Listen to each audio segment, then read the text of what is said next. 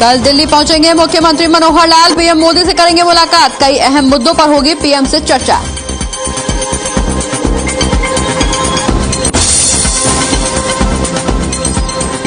चंडीगढ़ में हरियाणा कैबिनेट की बैठक हुई खत्म।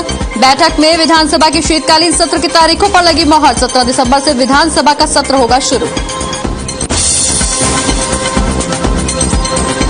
किसान आंदोलन को कल 1 साल होगा पूरा। पंजाब हरियाणा के किसानों का दिल्ली की सीमाओं पर कूच, बॉर्डर्स पर मनाएंगे सालगिरह।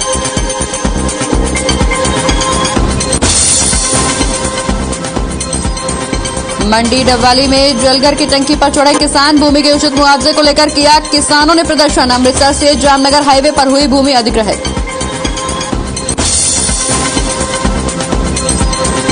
नौकरी में 75% आरक्षण का मामला गरमाया। गुड़गांव इंडस्ट्रियल एसोसिएशन ने हाईकोर्ट में दायर की याचिका। कानूनों को रद्द करने की मांग, कहा इंडस्ट्रीज के हित में नहीं है कानून। और नाडौल में दहेज हत्या मामले में 22 साल बाद मिला पीड़ित पक्ष को न्याय। लड़की पक्ष ने ससुराल पक्ष पर लगाए थे दहेज प्रताड़ना के झूठे आरोप। डिप्रेशन में थी महिला ने की खुदकुशी।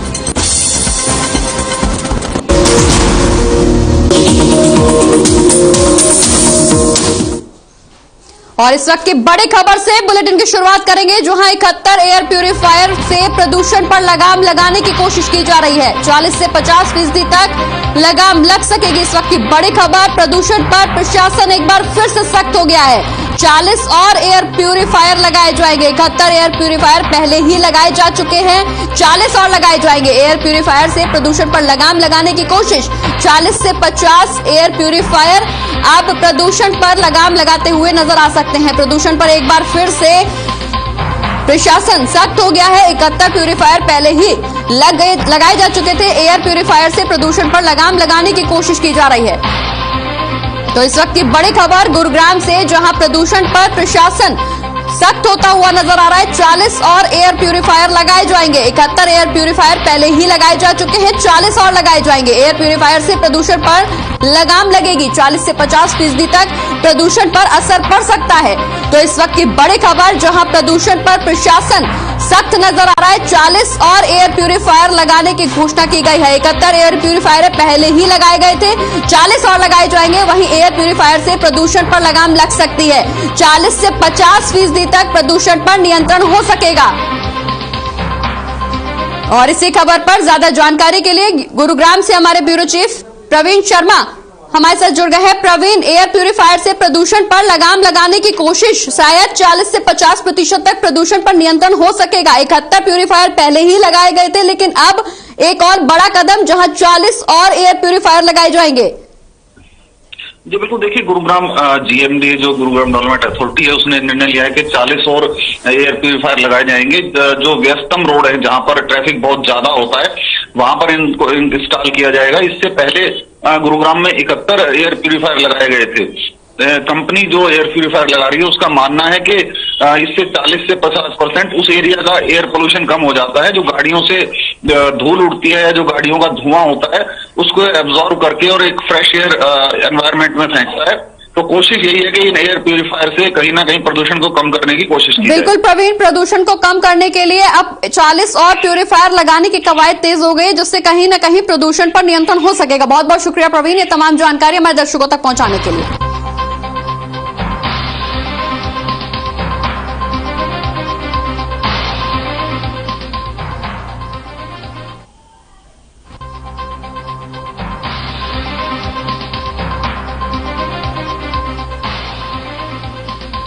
और इसी बीच एक और बड़ी खबर सामने आ रही है, जहां बड़ी खबर लगातार हम आपको बता रहे हैं, जहां इस वक्त की बड़ी खबर सामने आ रही है। चंडीगढ़ पहुंचे हैं मनीष सिसोदिया। इस वक्त की बड़ी खबर चंडीगढ़ से, जहां दिल्ली के डिप्टी सीएम है मनीष सिसोदिया, जो चंडीगढ़ पहुंचे हैं। निगम चुनाव को लेकर कार्यक्रम का आयोजन किया गया। आम आदमी पार्टी ये आयोजन कर रही है, जिसमें शिरकत करने पहुंचे हैं मनीष सिसोदिया।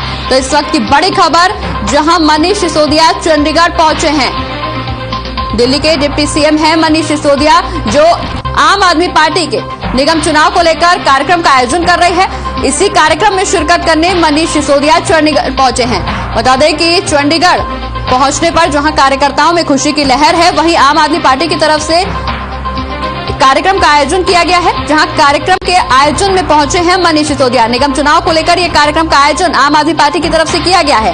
कार्यक्रम में पहुंचे हैं मनीष सिसोदिया। इस वक्त की बड़ी खबर, जहां चंडीगढ़ पहुंचे हैं मनीष सिसोदिया।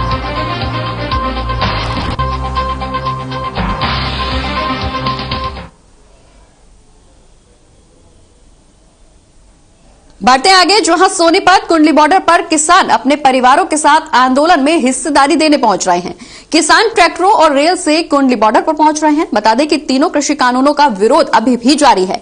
आंदोलन के 1 साल पूरे होने पर किसान दिल्ली की सीमाओं पर जुट रहे हैं। संयुक्त किसान मोर्चा के आह्वान पर किसान दिल्ली की सीमाओं पर पहुंच रहे हैं। ये तस्वीरें सोनीपत रेलवे स्टेशन की हैं, जहां पंजाब से आ रही ट्रेनों में किसान कुंडली बॉर्डर पर चल रहे आंदोलन में पहुंचते हुए नजर आ रहे हैं।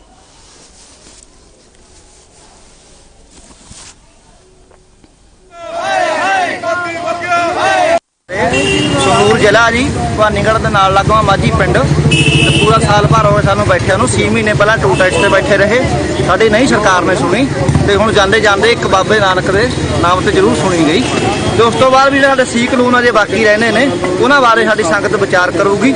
ਜਿਵੇਂ ਵੀ ਸਾਰੇ ਕਿਸਾਨ ਜਥੇਬੰਦੀਆਂ ਕਹਿਣਗੀਆਂ ਤੇ ਪਿੰਡਾਂ ਵਿੱਚ ਆ ਕੇ ਦੱਸਣਗੇ, ਉਸ ਦੇ ਹਿਸਾਬ ਨਾਲ ਭਰ ਹੋ ਗਿਆ ਸਾਨੂੰ ਬੈਠਿਆਂ ਨੂੰ। 6 ਮਹੀਨੇ ਪਹਿਲਾਂ ਟੂ ਟੈਕਸ ਤੇ ਬੈਠੇ ਰਹੇ, ਸਾਡੀ ਨਹੀਂ ਸਰਕਾਰ ਨੇ ਸੁਣੀ ਤੇ ਹੁਣ ਜਾਂਦੇ ਜਾਂਦੇ ਇੱਕ ਬਾਬੇ ਨਾਨਕ ਦੇ ਨਾਮ ਤੇ ਜ਼ਰੂਰ ਸੁਣੀ ਗਈ ਤੇ ਉਸ ਤੋਂ ਬਾਅਦ ਵੀ ਸਾਡੇ ਸੀ ਕਾਨੂੰਨ ਅਜੇ ਬਾਕੀ ਰਹਿੰਦੇ ਨੇ, ਉਹਨਾਂ ਬਾਰੇ ਸਾਡੀ ਸੰਗਤ ਵਿਚਾਰ ਕਰੂਗੀ।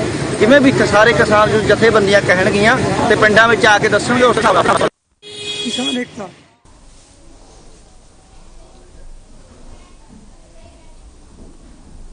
और अनिल चौधरी हमारे संवाददाता कैथल से हमारे साथ जुड़ गए हैं। अनिल, कल 1 साल पूरा होने जा रहा है किसान आंदोलन को। इसी कड़ी में किसान लगातार कुंडली पहुंच रहे हैं। बॉर्डर पर किसानों की संख्या में फिर इजाफा देखने को मिल रहा है, क्योंकि परिवार के साथ इस बार बॉर्डर पर पहुंच रहे हैं किसान।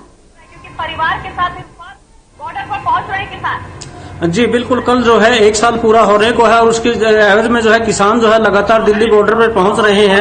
आज जो है कैथल की अगर बात करें तो कैथल के अंदर जो है किसान संयुक्त मोर्चे की बैठक हुई थी और बैठक के अंदर जो है हरियाणा सरकार को भी चेतावनी दी गई है और कहा गया है कि ये जो किसान आंदोलन है वापिस नहीं होगा और जब तक वापिस नहीं होगा, जब तक इसकी जो पूरी मांगे हैं वो पूरी नहीं हो जाती।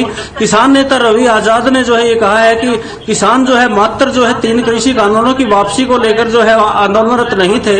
इसके अलावा जो 6 मांगे और थी, जो कृषि कानूनों की वापसी है उनको उन्होंने आधी अधूरी जीत बताते हुए कहा है कि जब तक 6 मांगे हैं वापस नहीं होती तब तक जो है किसान आंदोलन जारी रहेगा। वहीं उन्होंने हरियाणा सरकार को भी चेतावनी दी है कि हरियाणा सरकार ने जो है इस आंदोलन को बदनाम करने की तरह तरह की साजिशें की है। हरियाणा सरकार सुधर जाए वरना अगला जो आंदोलन है चंडीगढ़ से होगा। उन्होंने जो है जो कृषि जो भूमि विधेयक अधिग्रहण है और जो आंदोलन के खिलाफ जो है वो विधेयक हरियाणा सरकार ने पास किया था तो उनको भी वापस लेने की मांग की है।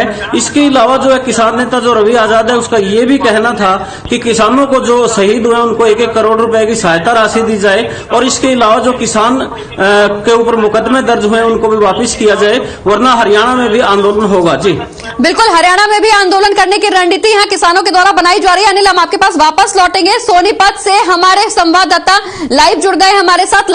लाजपत वहां की क्या कुछ स्थिति है, क्योंकि वहां से भी भारी संख्या में किसान अपने परिवारों के साथ कुंडली बॉर्डर पहुंच रहे हैं। जी बिल्कुल, देखिए अगर आपको बात करें तो दिल्ली की दहलीज जो सिंघू बॉर्डर जो बिंदु पॉइंट है जहां से किसान आंदोलन को मजबूती मिलती है और लगातार बात करें तो 1 साल जो हुआ है दिल्ली की दहलीज पर जो सिंघू बॉर्डर चर्चित आंदोलन है जहां से किसान मजबूती दिखाते हैं और लगातार वक्त बैठ के रखते हैं और उस बैठक में ही कहीं ना कहीं बड़े निर्णय लिए जाते हैं। आपको बता दें कि जो कल का समय है वो काफी ऐतिहासिक समय है, क्योंकि आपको बता दें कि अंग्रेजों के समय भी एक किसान आंदोलन चला था जिसको करीब 9 महीने चला था। और अब बता दें तो कि ये जो आंदोलन है ये भी एक ऐतिहासिक आंदोलन है जो इस इतिहास में लिखने के लिए, दर्ज करवाने के लिए, मजबूत करने के लिए कल काफी बड़ी खुशी मनाई जाएगी। क्योंकि बिल्कुल लाजपत, एक आंदोलन किसानों के समय चला था जो 9 महीने चला था। अब एक आंदोलन अभी प्रधानमंत्री नरेंद्र मोदी की सरकार में चल रहा है, बीजेपी की सरकार में चल रहा है, जिसको कल 1 साल पूरा होने जा रहा है। लाजपत, हम वापस लौटेंगे आपके पास में, एक बार फिर से रुक करेंगे आपका, लेकिन बात अभी सोनीपत की, जहां किसान आंदोलन को 26 नवंबर को 1 साल पूरा होगा। कल सभी बॉर्डर पर खुशी का जश्न मनाया जाएगा। 1 साल पूरा होने पर और तीनों कृषि कानूनों की वापसी को लेकर जश्न मनाया जाएगा। बूटा सिंह शादीपुर का कहना है कि 29 तारीख को होने वाला संसद कूच अभी रद्द किया जाए और सरकार को समय दिया जाए। वहीं उन्होंने यह भी कहा कि 27 तारीख को संयुक्त किसान मोर्चा की बैठक होगी।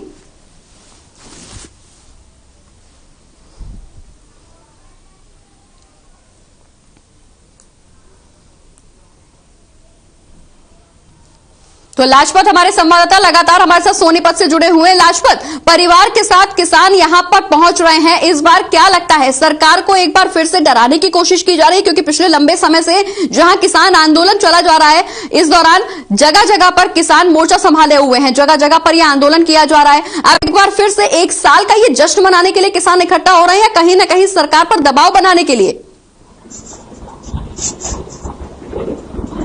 जी बिल्कुल, मैं आपको बता दूं कि जो 26 तारीख है वो ऐतिहासिक तारीख होगी, क्योंकि इस तारीख को दर्ज करवाया जाएगा। लेकिन आपको बता दूं कि जो 40 लोग हैं, जो ग्रुप है, जो जत्थाबंदी जिसको बोलते हैं, वो ग्रुप अपनी मजबूती दिखाने के लिए, अपने मजबूत प्रयास करने के लिए 27 तारीख को फिर से एक बैठक है और इस बैठक में अहम फैसले लिए जा सकते हैं। क्योंकि अहम फैसले इसलिए कि जो एक नेता है, किसान नेता है, उन्होंने साफ जरूर कर दिया है कि 29 तारीख को जो दिल्ली कूच है उस पर जरूर निर्णय किया जाएगा। लेकिन आपको बता दूं कि जो 27 तारीख को बैठक है उसमें और बड़े करड़े फैसले लिए जा सकते हैं। लेकिन कल की जो ऐतिहासिक तारीख है, जो 26 तारीख है, उसको मजबूत देखेंगे और उसके बाद ही विचार करेंगे। क्योंकि आपको बता दूं 27 तारीख की अहम बैठक है, क्योंकि 29 तारीख को दिल्ली कूच है, तो उसको कहीं ना कहीं कोई कोताही न रह जाए, कोई दिक्कत न रहे। बिल्कुल लाजपत, 27 तारीख को अहम बैठक है, 29 तारीख को दिल्ली कूच है, लेकिन ऐसे में बावजूद इसके कल इससे पहले किसान इकट्ठा हो रहे हैं, कोंडली बॉर्डर पर जगह जगह से किसान पहुंच रहे हैं। हमारे संवाददाता अनिल भी हमारे साथ लगातार कैथल से जुड़े हुए। अनिल, क्या वजह है कि कल इसको जश्न की तरह मनाया जा रहा है? हालांकि कल एक साल पूरा होने जा रहा है, लेकिन 27 तारीख को बैठक होनी है, 29 तारीख को दिल्ली कूच करना है। ऐसे में एक बार इससे पहले तमाम किसानों का इकट्ठा होना, यानी आगे की रणनीति पर विचार विमर्श किसान कर सकते हैं, कुछ और नई रणनीति के तहत किसान सामने आएंगे।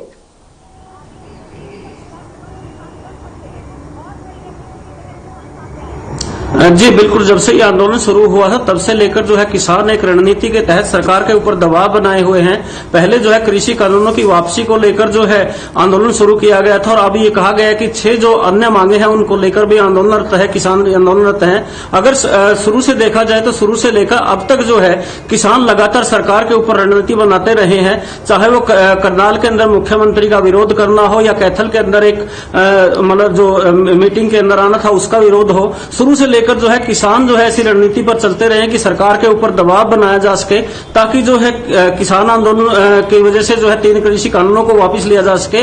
और अब एक और मतलब जो रणनीति है किसानों ने बनाई है कि जो बिजली बिल है विधेयक उसको भी वापस किया जाए। इसके अलावा जो भूमि अधिग्रहण बिल है वो भी वापस किया जाए और लखीमपुर के अंदर जो घटना हुई थी उसके दोषियों को भी सजा दी जाए। और इसके अलावा जो शहीद किसान हुए हैं उनको भी कहीं ना कहीं मुआवजे की मांग की जा रही है। इसको लेकर जो है किसान लगातार आंदोलनरत है।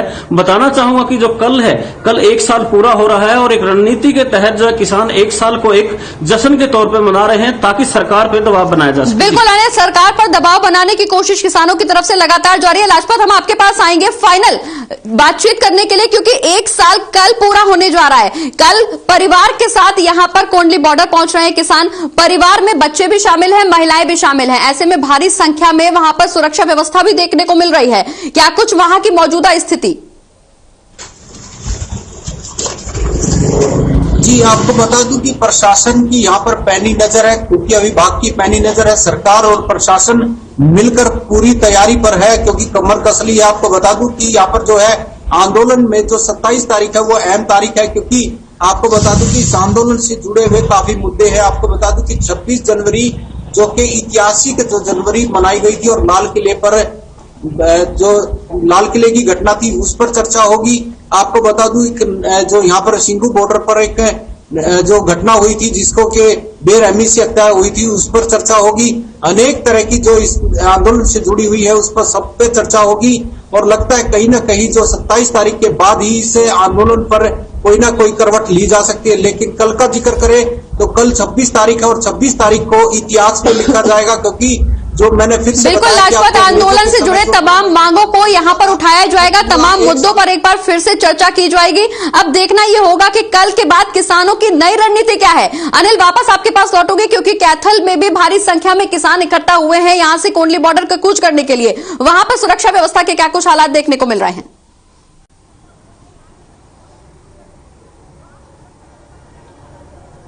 जी बिल्कुल, जो सुबह से ही है किसानों का जो है रवाना होना शुरू हो गया, उसको लेकर जो है प्रशासन पूरी तरह से सचेत नजर आ रहा है।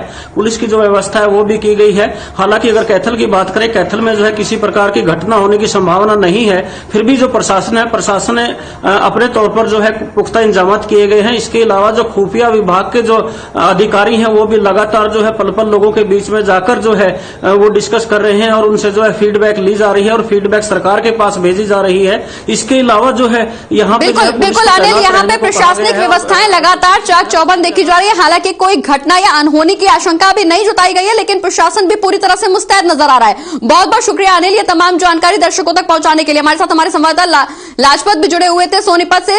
लाजपत, बहुत बहुत शुक्रिया ये तमाम जानकारी दर्शकों तक पहुंचाने के लिए।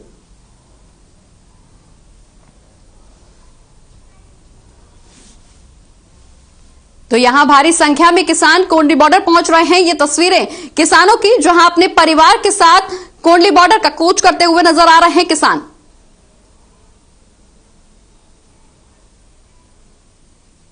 बढ़ते आगे, जहां चंडीगढ़ में मुख्यमंत्री मनोहर लाल की अध्यक्षता में कैबिनेट की बैठक हुई, जिसमें हरियाणा विधानसभा के शीतकालीन सत्र को लेकर भी मोहर लग गई। बता दें कि 17 दिसंबर से हरियाणा विधानसभा के शीतकालीन सत्र की शुरुआत होगी। तो वहीं कैबिनेट की बैठक में कई अहम मुद्दों पर भी चर्चा की गई। देखिए एक खास रिपोर्ट।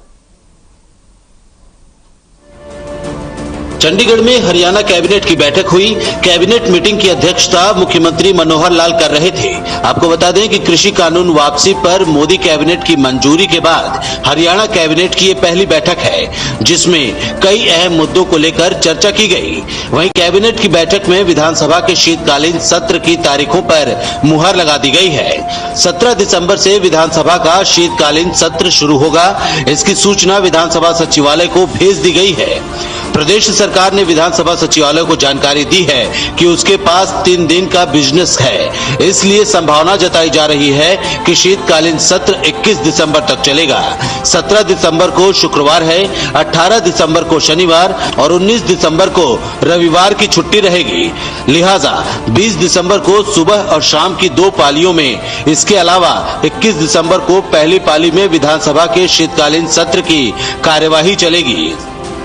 कि आज कैबिनेट की बैठक में मुख्य रूप से जो विषय था वो सेशन बुलाने का विषय था और कैबिनेट ने फैसला किया है कि 17 दिसंबर को दोपहर बाद 2 बजे हरियाणा विधानसभा का सेशन बुलाया जाएगा और उसके बाद 20 और 21 को दोपहर बाद और 21 को 3 दिन का सेशन बुलाने का एक निर्णय लिया गया है और आज ही इसका फाइनल करके हम महामहिम राज्यपाल जी के पास भेज देंगे और जैसे ही परमिशन मिलती है तो निश्चित तौर से सेशन का जो निर्णय है टाइम का वो तो बिजनेस एडवाइजरी कमेटी में ही होता है।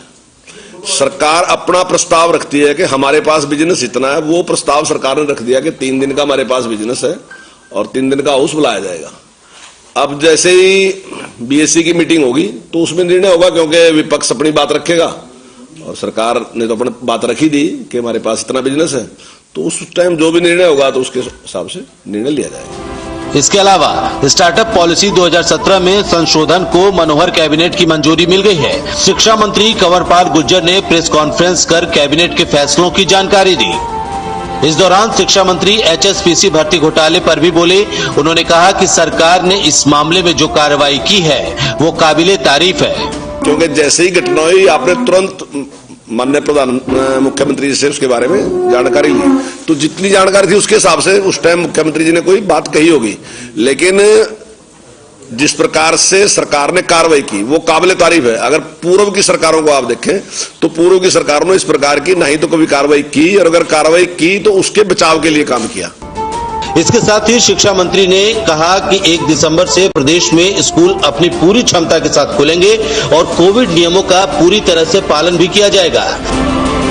चंडीगढ़ से हर खबर हरियाणा के लिए विकेश शर्मा की रिपोर्ट।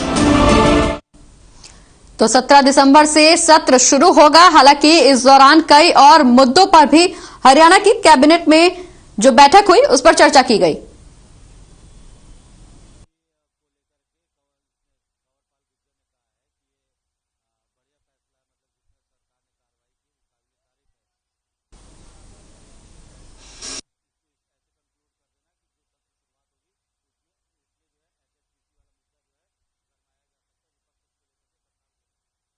हरियाणा कैबिनेट की बैठक में कई मुद्दों पर चर्चा की गई है। बता दें कि मुख्यमंत्री की अध्यक्षता में यहां बैठक हुई, जहां विधानसभा सत्र की तारीखों पर मोहर भी लगी। वहीं एचएसपीसी का मुद्दा भी लगातार सराहनीय बताया जा रहा है, इस पर भी चर्चा की गई है। 17 दिसंबर से सत्र की शुरुआत होने वाली है। ऐसे में विपक्ष एक बार फिर से सक्रिय नजर आ रहा है, क्योंकि हरियाणा कैबिनेट की बैठक में सत्र की तारीखों पर मोहर लग गई है। वहीं विपक्ष की भूमिका भी अब सामने आने लगी है। विपक्ष भी अब रणनीति बनाने में जुट गया है, क्योंकि विधानसभा के शीतकालीन सत्र की शुरुआत 17 तारीख से होगी। ऐसे में विपक्ष को रणनीति बनाने के लिए समय अब मिल गया है। विपक्ष सरकार को घेरने की एक बार फिर से कोशिश करता हुआ नजर आ सकता है। 17 दिसंबर से सत्र की शुरुआत होगी। आपको बता दें कि इस दौरान मुख्यमंत्री की अध्यक्षता में कैबिनेट की बैठक हुई, जिसमें हरियाणा विधानसभा के शीतकालीन सत्र को लेकर मोहर लगाई गई।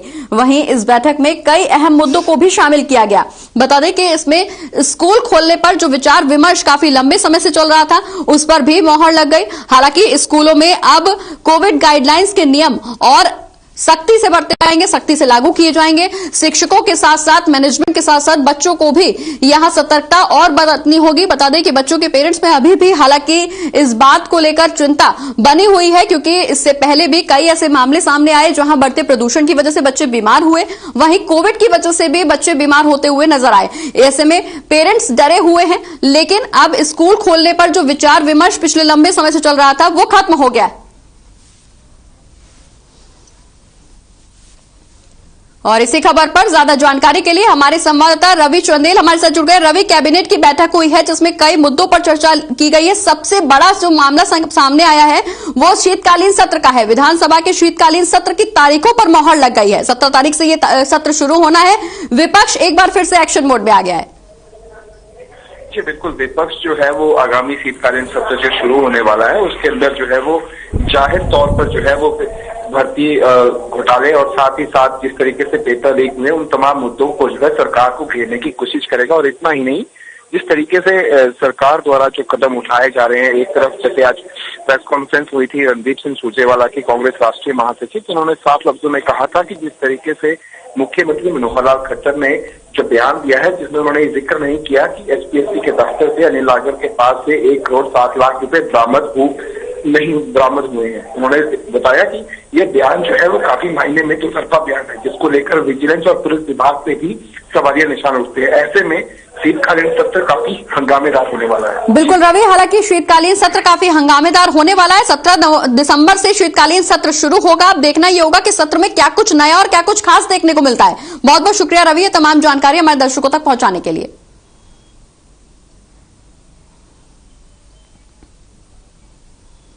बढ़ते आगे, यमुनानगर से दिल दहला देने वाली घटना सामने आई है, जहां एक दुखद और बेहद दर्दनाक हादसे ने 4 जिंदगियों को निगल लिया। कबाड़ के गोदाम में आग ने ऐसा तांडव मचाया कि देखते ही देखते सब कुछ जलकर खाक हो गया। मरने वालों में 3 मासूम बच्चे भी शामिल हैं, जबकि झुलसी हुई मां को गंभीर हालत में अस्पताल में भर्ती कराया गया है। देखिए इसी पर खास रिपोर्ट। यमुनानगर में आग का कहर, कबाड़ में आग, जल गया परिवार, 3 मासूमों समेत पिता की मौत, जलता कबाड़ बन गया शमशान।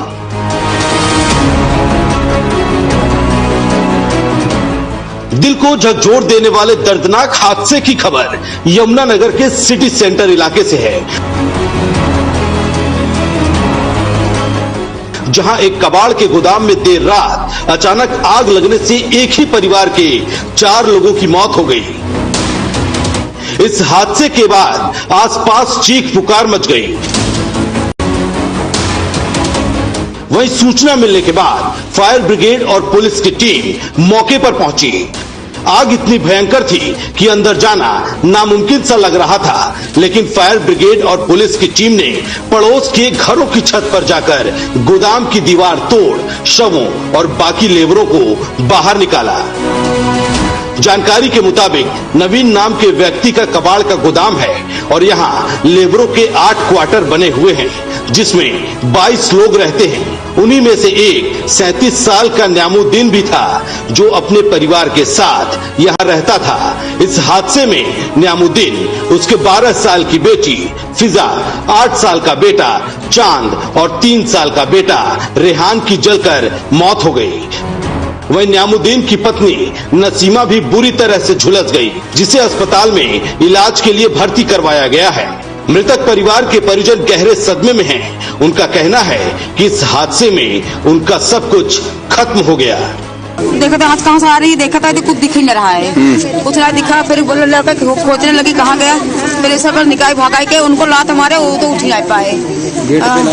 सारा कुछ रह गया भैया, सारा कुछ क्या करूँ, सारा कुछ। हमारा ब्याह का भैया 7 तारीख के ब्याह है। किसका? लड़की की ब्याह 7 तारीख का है। 7 तारीख की शादी है। सारा कुछ में रह गया भैया, अगर कोशिश हो तो निकल जाए ठीक है।